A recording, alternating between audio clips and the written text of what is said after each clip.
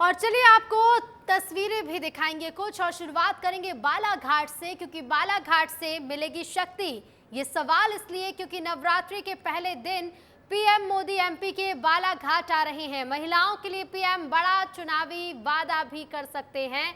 बालाघाट खास इसीलिए भी क्योंकि इस सीट पर पुरुषों से ज्यादा हैं महिला वोटर्स। बीजेपी ने यहां से महिला प्रत्याशी दिया है और भारती पारधी को बनाया है उम्मीदवार।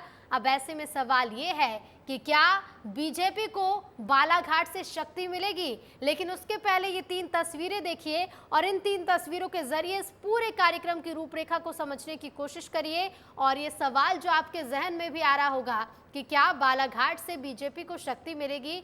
पीएम मोदी की ये कोशिश बालाघाट के जरिए पूरे महाकौशल को साधने की क्या सफल साबित होगी। और ये 3 तस्वीरें आप देख सकते हैं। पहली तस्वीर के जरिए ये समझिए कि आज जब बालाघाट पहुंचेंगे पीएम तो जनसभा को संबोधित करेंगे। और दूसरी तस्वीर के जरिए ये समझने की कोशिश करिए कि ये जो सीट है बालाघाट, जिससे बीजेपी ने उम्मीदवार बनाया है भारती पारधी यानी कि महिला उम्मीदवार को, और ऐसे में महिलाओं को साधने में ये कोशिश कितनी सफल होगी। और तीसरी तस्वीर, क्योंकि आज का दिन खास है, नवरात्रि का पहला दिन, और आज क्या शक्ति का साथ मिलेगा बीजेपी को, इसके लिए भरपूर कोशिश की जाएगी।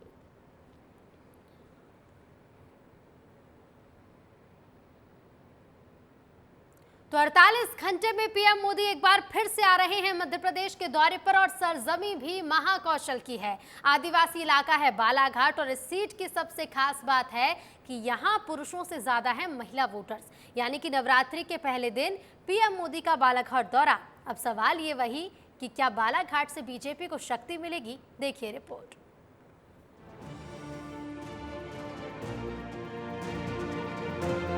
एक दशक बाद प्रधानमंत्री नरेंद्र मोदी 9 अप्रैल यानी कि चैत्र नवरात्रि के पहले दिन मध्य प्रदेश के बालाघाट आ रहे हैं।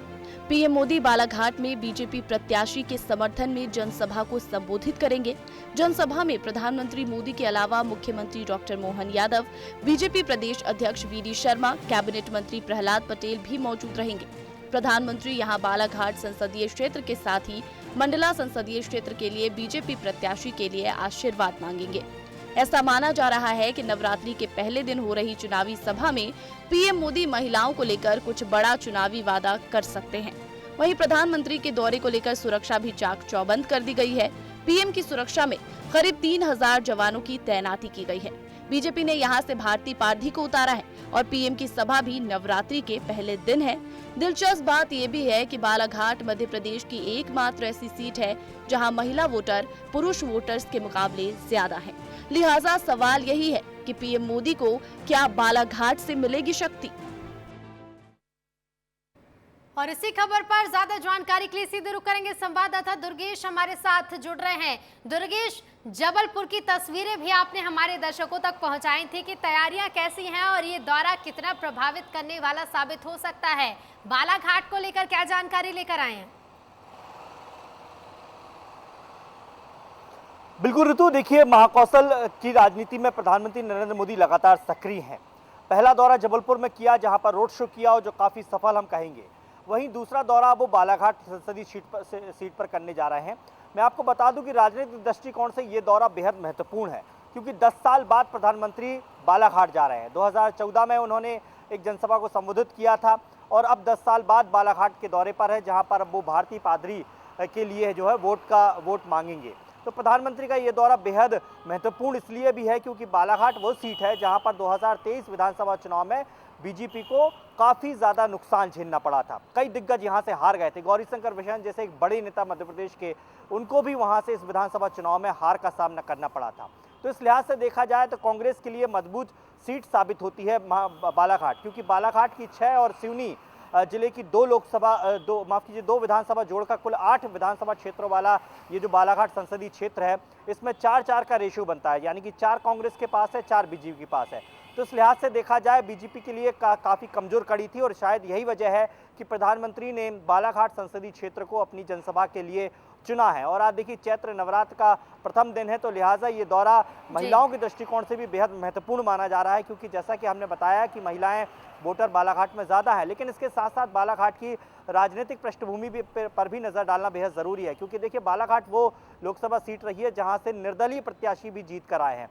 तो ऐसे में जब आज बेहद मजबूत स्थिति में बीजेपी खुद को मान रही है और 400 पार का नारा दे रही है, तो बालाघाट जैसे अहम सीट पर भी प्रधानमंत्री नरेंद्र मोदी का ये दौरा और फिर वहां से सीधे आदिवासी क्षेत्र बालाघाट मंडला लोकसभा सीट को भी साधना कहीं ना कहीं ये दर्शाता है कि बीजेपी की जो रणनीति है वो बालाघाट सीट को लेकर और मंडला सीट को लेकर बेहद महत्वपूर्ण बनी हुई है, मजबूत बनी हुई है। और यही वजह है कि इसके साथ ही ये भी बताने की कोशिश करेगा, क्योंकि देखिए पहले चरण में महाकौशल की 4 सीटें शामिल हो रही हैं और ऐसे में पहले चरण में समय भी कम बचा है, तो इसलिए भी पार्टी का फोकस महाकौशल पर है। इस क्षेत्र में ज्यादातर हैं आदिवासी वोटर्स जो न सिर्फ महाकौशल बल्कि पूरे प्रदेश को प्रभावित करने की कोशिश करेंगे। अगर आदिवासियों के लिए या महिलाओं के लिए कोई बड़ी घोषणा या बड़ा वादा आज किया जाता है, तो जातीय समीकरण को किस तरह से समझते हैं आप इस क्षेत्र में?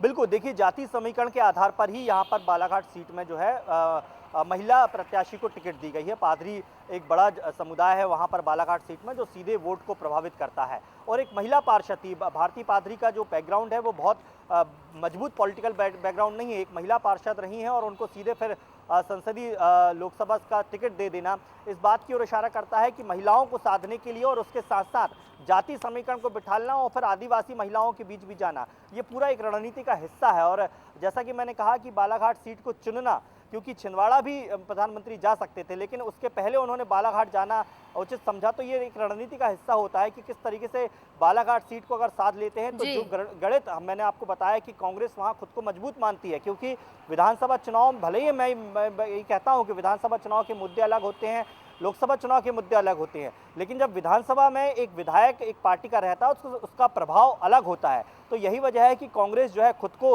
वहां पर मजबूत मान रही है और बीजेपी थोड़ी सी कमजोर कड़ी अपनी मानती है, क्योंकि 23 के विधानसभा चुनाव में आदिवासी की आपने जिक्र किया ऋतु, तो आदिवासी जो है कांग्रेस का परंपरागत वोट रहा है और यही वजह है कि 2018 विधानसभा चुनाव और 2023 के विधानसभा चुनाव में कांग्रेस जो है आदिवासी क्षेत्रों में अच्छा प्रदर्शन कर पाई है। यही मैंने कहा कि बालाघाट की 4 सीटों पर जो है कांग्रेस जीत पाई थी और गौरीशंकर विशेन जैसे बड़े नेता को वहां पर हार का सामना करना पड़ा था। तो ऐसे में प्रधानमंत्री का ये दौरा बीजेपी के लिए एक बड़ा राहत भरी बात होगी, क्योंकि देखिए दुर्गेश, एक और खास बात ये कि अक्सर हम देखते हैं कि पार्टियां वहां ज्यादा फोकस करती हैं जहां पर वो मजबूत होती है ताकि और मजबूती से प्रदर्शन कर सके, लेकिन बीजेपी की खास बात यह भी कि जिन सीटों पर वो कमजोर है उन पर दौरे भी ज्यादा किए जाते हैं, प्रभाव डालने की कोशिश भी की जाती है। अब महाकौशल को कैसे प्रभावित किया जाएगा इस पर हम सबकी नजरें होंगे और आज के दौरे पर भी फिलहाल आप बने रहिएगा। लौटूंगी मैं आपके पास। तो बालाघाट पहुंचने वाले हैं पीएम मोदी और मध्य प्रदेश के मुख्यमंत्री मोहन यादव ने पीएम के दौरे को लेकर क्या कुछ कहा है वो भी जरा सुनिए। आज के दिन हमारा सौभाग्य यशस्वी प्रधानमंत्री हमारे अपने प्रदेश में आ रहे हैं। बालाघाट के चुनाव अभियान में उनका उपस्थिति यह प्रदेश को एक नया प्रकार का एक ताकत, संबल, ऊर्जा देगी। और हम सब देख रहे हैं कि शक्ति के मामले में खास करके महिलाओं को लेकर के कांग्रेस की दृष्टि और कांग्रेस की भाषा क्या रहती है, लेकिन शक्ति का ये पर्व आज नवरात्रि के पावन पर्व पर हम सब कामना करें। और संवाददाता दुर्गेश हमारे साथ लगातार बने हुए हैं। दुर्गेश, मुख्यमंत्री डॉक्टर मोहन यादव का बयान आपने सुना होगा जो दौरे को लेकर जानकारी दे रहे हैं और इसके साथ ही शुभकामनाएं तो दे ही रहे हैं महिलाओं को और साथ ही पूरे देशवासियों को नवरात्रि की।